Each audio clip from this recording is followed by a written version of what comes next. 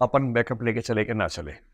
मैं आपसे ये भी कह रहा हूँ कि कुछ टॉपर्स आपको ऐसे मिलेंगे जो कहेंगे कि हमने कोई बैकअप प्लान नहीं रखा था, हमें एकदम क्लियर था कि आईएएस ही बनना है, तो मुझे बस चिंता ये है कि बनेंगे तो कलेक्टर बनेंगे, नहीं तो कंडक्टर बनेंगे, ऐसा ना हो जाए। आपने उन गलियों में, उन सड़कों पर खाक छानते बच्चों को कहाँ देखा जो बिना बैकअप के तैयारी कर रहे थे और कोई बैकग्राउंड ऐसी थी नहीं, और अंत में ना यहाँ के रहे ना वहाँ के रहे। दूसरा ये है कि सर आईएएस और पीसीएस की जो भी प्रिपरेशन कर रहे हैं, क्या बैकअप प्लान होना कंपलसरी है या नहीं? पहला सवाल हमारा है कि बैकअप हमारे पास होना चाहिए, अपन बैकअप लेके चले कि ना चले। इसका उत्तर है हाउ। बैकअप लेके चलना ही ठीक रहेगा, सीधी सी बात है। तो इसका जवाब में जब कई बच्चे पूछते हैं मुझसे ये बात, तो मैं सिंपल सी बात कहता हूं, देखो, एक अच्छी जिंदगी के लिए एक अच्छा रोजगार बहुत जरूरी है, लेकिन अच्छा रोजगार होने से जिंदगी अच्छी हो नहीं जाती है। एक अच्छा रोजगार एक अच्छी जिंदगी के पैकेज का हिस्सा है। केवल अच्छी नौकरी होने से अगर जिंदगी अच्छी हो जाए तो कोई आईएएस या कोई आईपीएस सुसाइड क्यों करे? ऐसा भी होता है कभी कभी। इसका मतलब है कि नौकरी बहुत अच्छी मिल जाना जिंदगी शानदार होने की गारंटी नहीं। पर यह तय है कि जिसके पास अच्छा रोजगार नहीं है उसकी जिंदगी तो नरक बनेगी, ये तय है।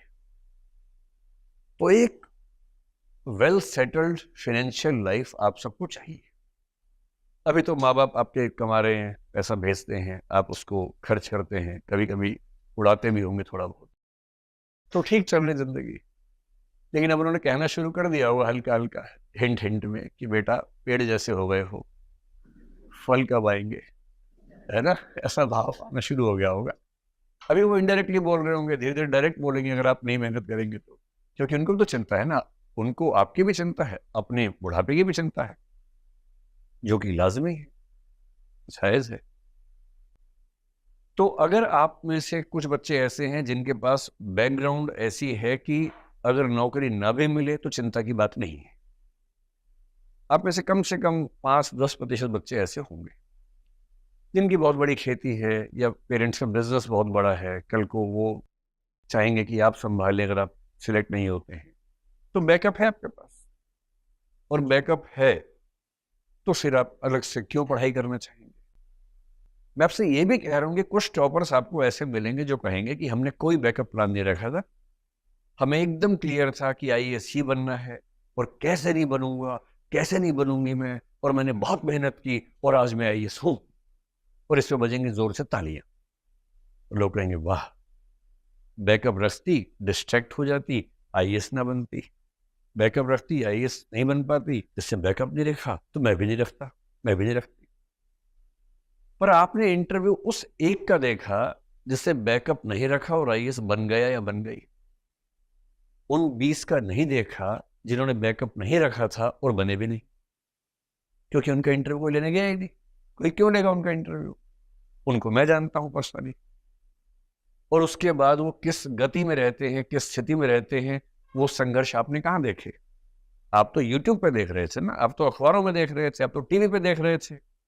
आपने उन गलियों में, उन सड़कों पर खाक छानते बच्चों को कहां देखा जो बिना बैकअप के तैयारी कर रहे थे और कोई बैकग्राउंड ऐसी थी नहीं, और अंत में ना यहाँ के रहे ना वहां के रहे।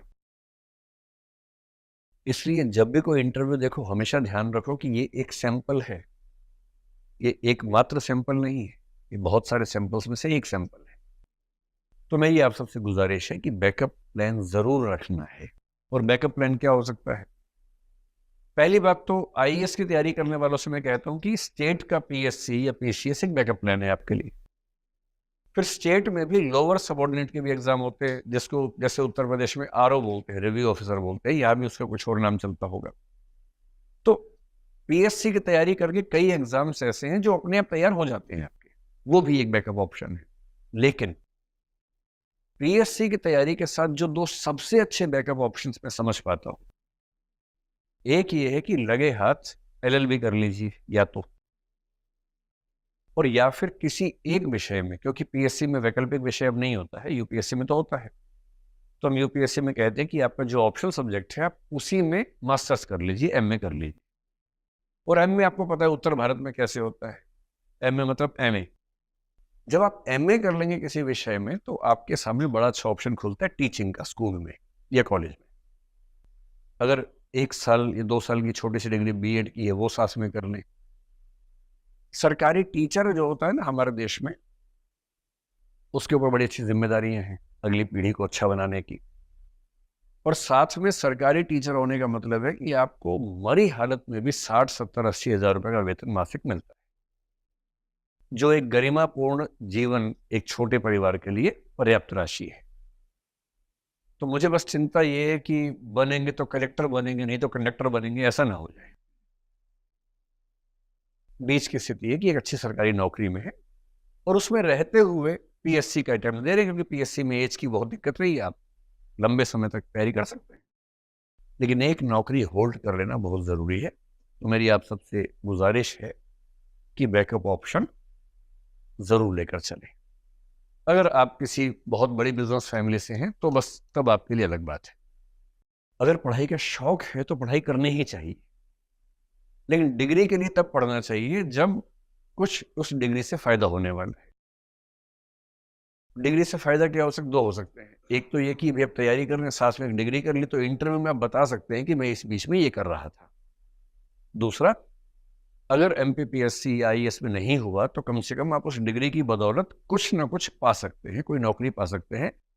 एमपीपीएससी नहीं हुआ, आईएएस नहीं हुआ, तो कम से कम एक गरिमापूर्ण जीवन तो मिले, डिग्निफाइड लाइफ तो मिले, जरूरी है।